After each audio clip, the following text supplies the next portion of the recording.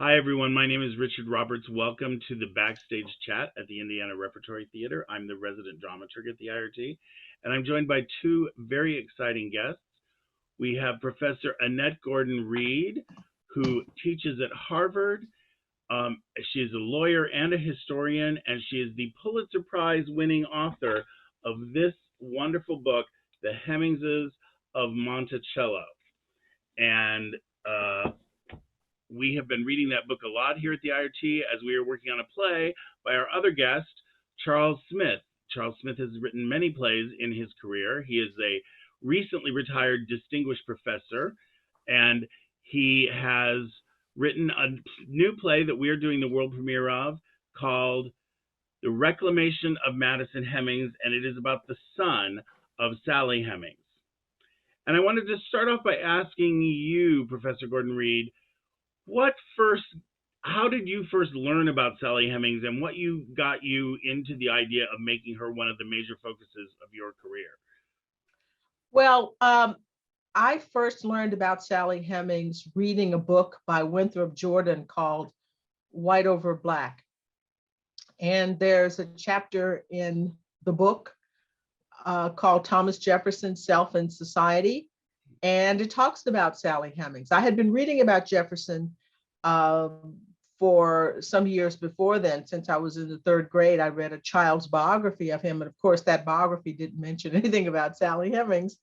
And I'd read some other age-appropriate books about Jefferson and Monticello. I was very interested in Monticello and the idea that the person who wrote the Declaration of Independence was a slave owner. But it wasn't until I was about 12 or 13 when I read Winthrop Jordan's book one summer at my grandmother's house, and my mother had it. My mother and father had the book, and I took it with me and I started reading it. And that's the first that I read anything about Sally Hemings and the Hemings family. And then a couple of years later, Fawn Brodie's book came out to a lot of fanfare and controversy. And of course, Fawn Brodie wrote a biography of Thomas Jefferson, An Intimate History, where she talks about Sally Hemings. She incorporates the Sally Hemings story into her biography of Jefferson. And I read that book, and that was the first time that I heard about or read Madison Hemings's recollections, which are at the back of Fawn Brodie's book, and Israel Gillette Jefferson's recollections are back there as well. So this has been a long time that I'd heard about it, and I decided to write about it when 1994, when they made the movie Jefferson in Paris, and people were saying there's no evidence that this ever happened. And I wrote my first book explaining that there was evidence. It may not have been, Madison Hemings's statement may not have been proof to people, but it was certainly evidence. And I did not like the idea, or Israel Gillette Jefferson's recollections, I didn't like the idea that those men's words were just sort of dismissed.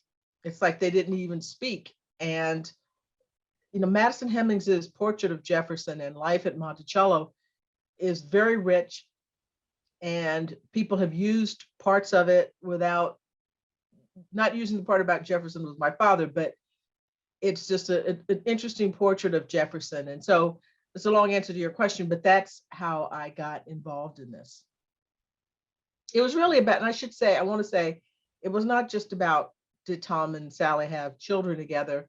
It was about the way the words of enslaved people were dismissed when they were talking about somebody who was important. And we can listen to Black people when they're saying things that don't matter, but when they're saying things that are important about their lives, it could just be dismissed, discounted totally. Charles, how did reading this book have an impact on you writing your play? Well, I used it as my Bible. I read both of you. She had written an earlier book, I think subtitled American Controversy. I started with the Fawn Brodie, but getting on to her latest, that was the Bible. I mean, I used that as the basis. And of course, the play itself is a fictional account, but it really tries to have the bones and the structure of the story about not only the relationship of those two people, but everybody else that some of the other people who were on that plantation, at that camp, that forced labor camp. Yeah, so I just used it as, it was my major source of reference, and the Bible. Professor Gordon-Reed, your first book that Charles just, not your first book, but your first book about Sally and Thomas. It was my first book. Oh, that was your first book. Okay. Yes. Really? That Wow. came out literally months before the DNA evidence came out. Mhm. How did you know that was coming? Was that a surprise to you? What was your reaction to that?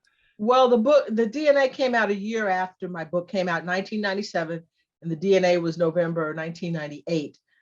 So when I wrote the book, there was nothing on the horizon in the way of DNA. I suggested that might be a resolution to this, have something to say about it. And then after the book came out in April of 1997, sometime around the fall, it was announced that they were going to be doing this DNA testing on descendants. So it came out, the answer was the answer that I hoped to have, because it vindicated what I said in the book.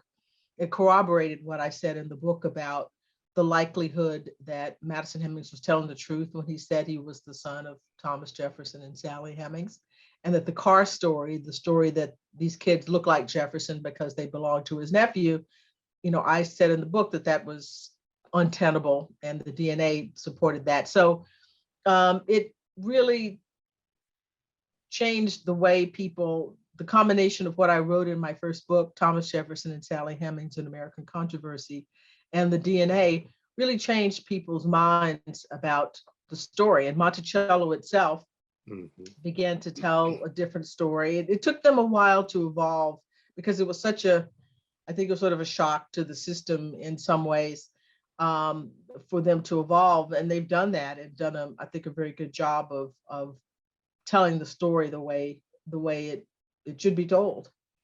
Yeah, my first visits to Monticello, I was on a tour, and I asked about Sally Hemings, because in my neighborhood, everybody talk about Sally Hemings. Mm-hmm. But so I'm there on this tour, and I asked, and the tour guide said, well, those are rumors, and was not acknowledged. And I went back a couple times over the years, especially after the DNA, and slowly those stories started to be told. And I was fortunate enough to be there. I think it was the opening of the Sally Hemings exhibit for getting the word out when you did the panel with John Meacham. And finally it was like, okay, it's acknowledged, it's out in the open. But it appears as if there's still factions of pro-Jeffersonians that are still pushing back today. Yeah, no, there will always be there. I don't doubt that will always continue, because it's a symbolic issue for people. It means a lot, and the idea, preserving an idea about Jefferson, a particular idea about Jefferson, is really important to some groups of people, even if it doesn't comport with what we know about his life.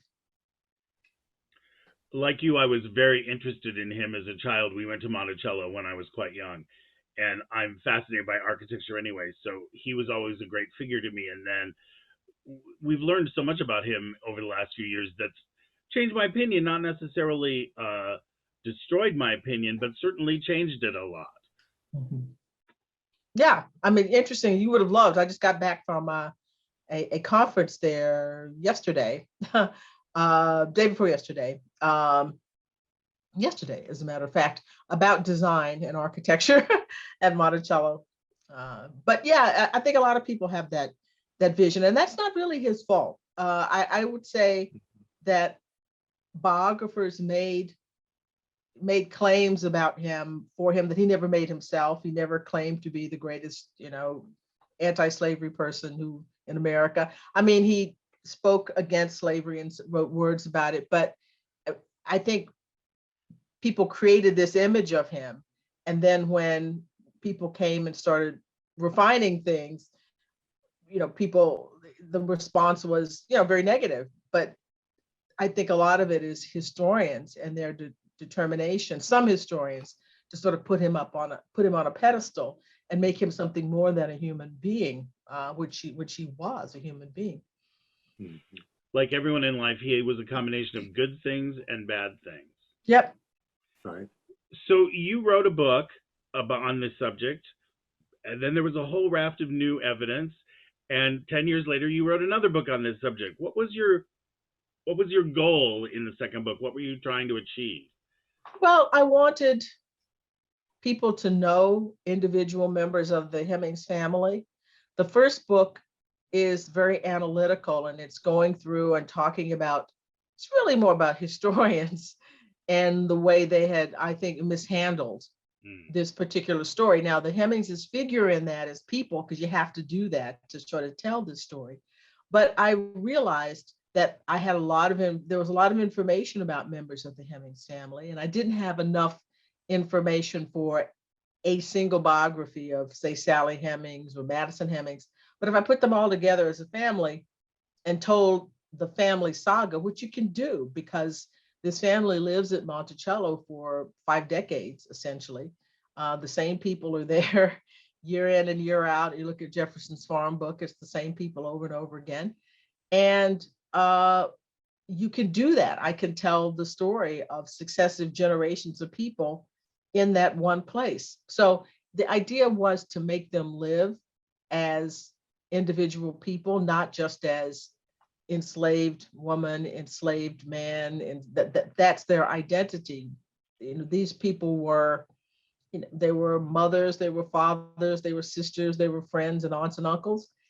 And I also think Thomas Jefferson and Sally Hemings make more sense if you think about them as part of a web of relationships.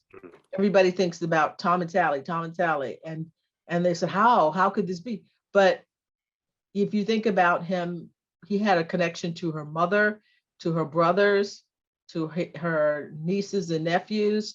They knew each other through this web of relationships. And so I think for people who couldn't understand how this happened or pretended that they couldn't understand how this happened, the story is bigger than just the two of them. It's this web of relationships that made sense to them because they lived in it. It's like we're in our own family situations. You go to other people's families and you think, gee, you look at it, wow, how could people do this? How could they live like this? Or, this is weird. But to them, it all makes sense. Yeah. Because there are all these exchanges and connections that people on the outside can't really see. So what I wanted to do with this book was to try to show these connections and to make these people live as human beings in relationship to one another, not just individuals alone or not just Tom and Sally. The fact that Sally, Jefferson's slave, and Martha, Jefferson's white wife, were half sisters is kind of mind-boggling. Yeah, it's mind-boggling, but I think it also could account for a lot of his behavior. Why people said, well, how could he be involved in something like this? But if you think about, and I know people don't like this comparison, but if you think about, from his perspective, we have to think about it the way he saw things. The difference between being a husband and a wife with a wife relationship, the husbands ruled over wives in all ways, except for he couldn't sell her, but he could have sex with her whether she wanted it or not, because the marriage contract is consent to perpetual consent. He owned their children. the husband. So for him, the difference, I mean, she's not a wife that you present to society, but man, woman, the way men dominated women and the kind of control they had over women would not be too far. You know, we see the world of difference because we're thinking about slavery, chattel. We understand that that's important, but in his mindset, this is not, and being her half sister, this is, he could conduct himself. He could say, this is my woman in the same way, in some of the ways that he would think of his connection to Martha. And so, you know, it is mind-boggling to have this generational thing going on. But again, that this was Southern, a big part of, it was a part of Southern society. And that's the thing that we look at and wonder, you know, how could these people function in this world? But they did, you know, because that was not uncommon to have these kind of blood ties between enslavers and people they were enslaving.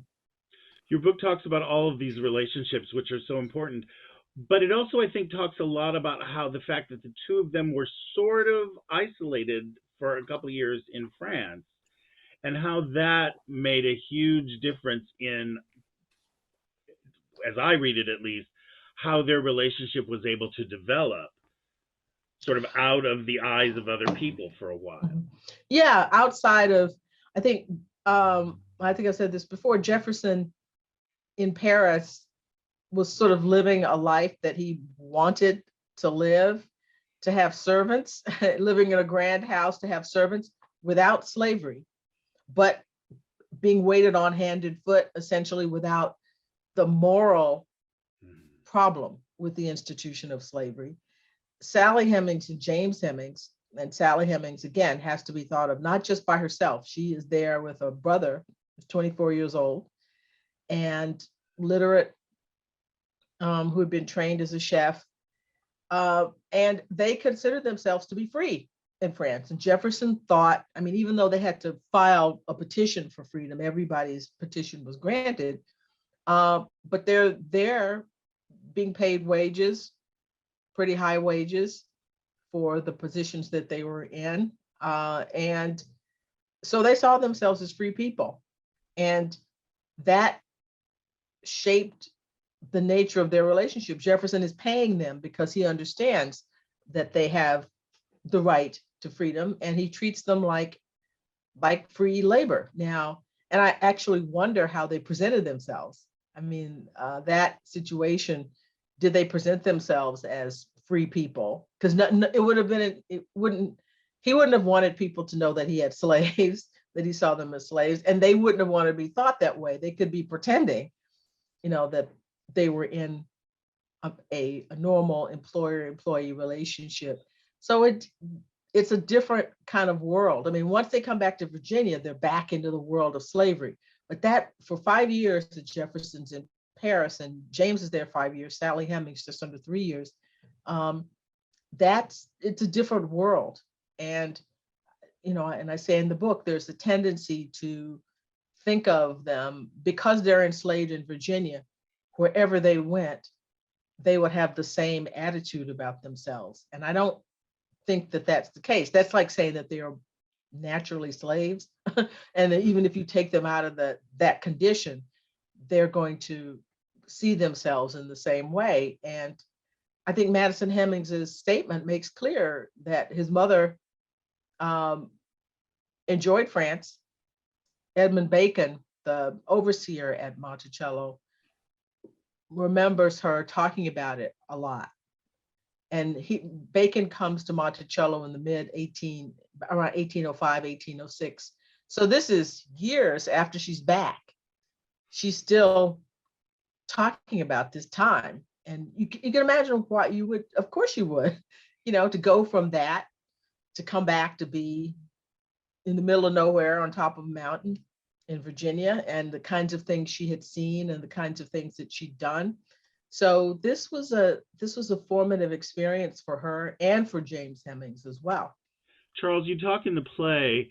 One of the things I think is fascinating about your play is how you have these two characters, Madison Hemings and Israel Jefferson, who Professor Gordon-Reed mentioned earlier. but I love how they have such opposing viewpoints on so many things when they have essentially the same growing up experience. And it's fascinating that Madison, who is Jefferson's son, is actually less of a fan of his father than Israel is. And I love the section in the play where you talk about where Madison says, how could she have let him do this to her? And Israel says, that's the price that she paid for your freedom.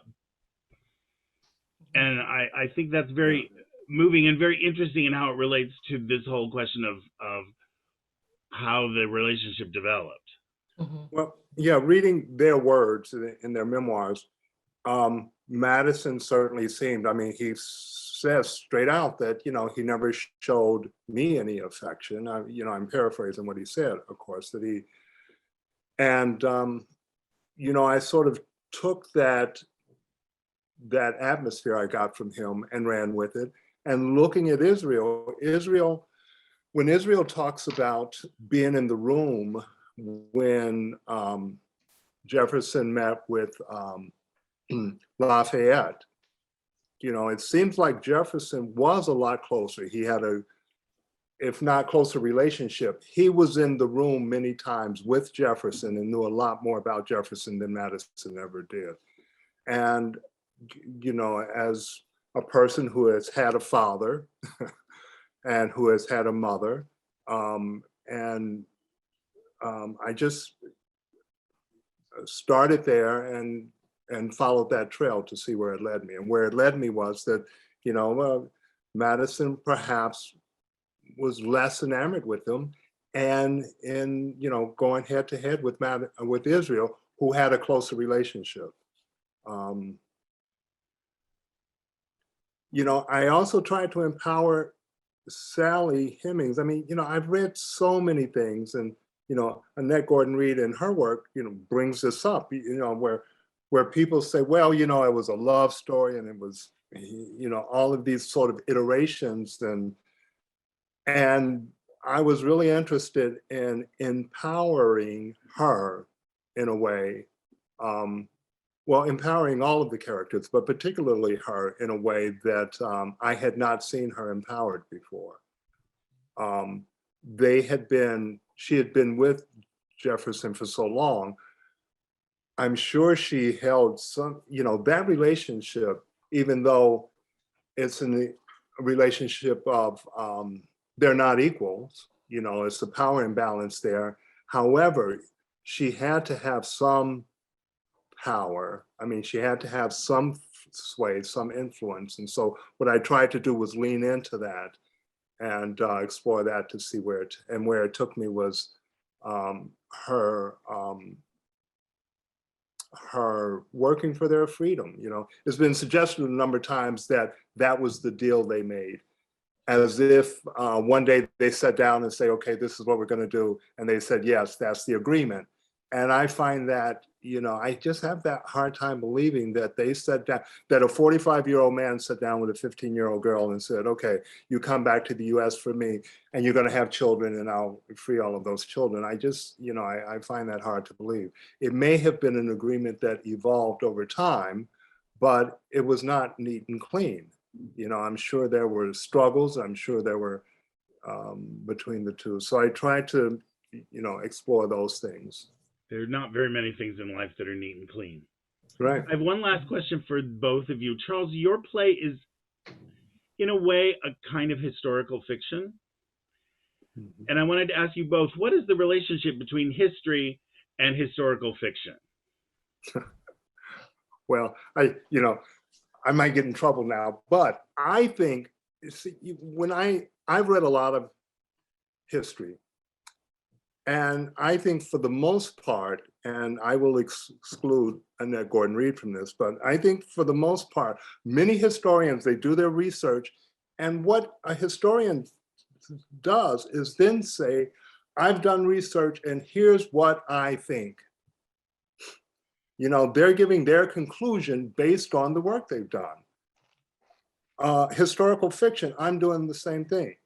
I've read a lot, I've done some research, and I'm saying, here is what I think based on the work I've done. So that's my take on it. Mhm.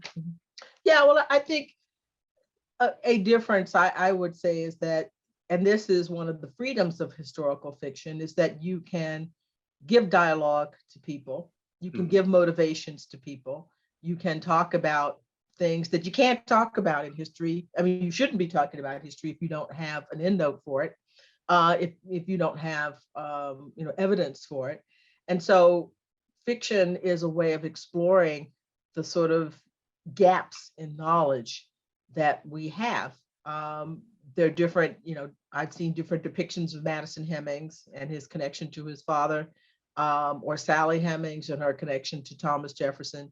But it's everybody bringing, in historical fiction, you can bring, history uses your imagination as well. You have to do that as well, but it's bounded in, it should be grounded in the evidence that you have for things. Historians, people who are, fiction writers, can explore and can reveal truths in different ways than the way historians do. I like that. I'll keep that, the idea that you get to fill in the gaps. Mm-hmm, mm-hmm. Thank you so much for joining us today. This has been a fascinating conversation. Annette Gordon-Reed, author of The Hemingses of Monticello, winner of the Pulitzer Prize and the National Book Award, and Charles Smith, the playwright of the Reclamation of Madison Hemings, having its world premiere at the IRT, even as we speak. Thank you both for joining us today. It's been a fascinating conversation. Thank you. Good luck to you all. Thank you. Thank you. Bye-bye. Bye.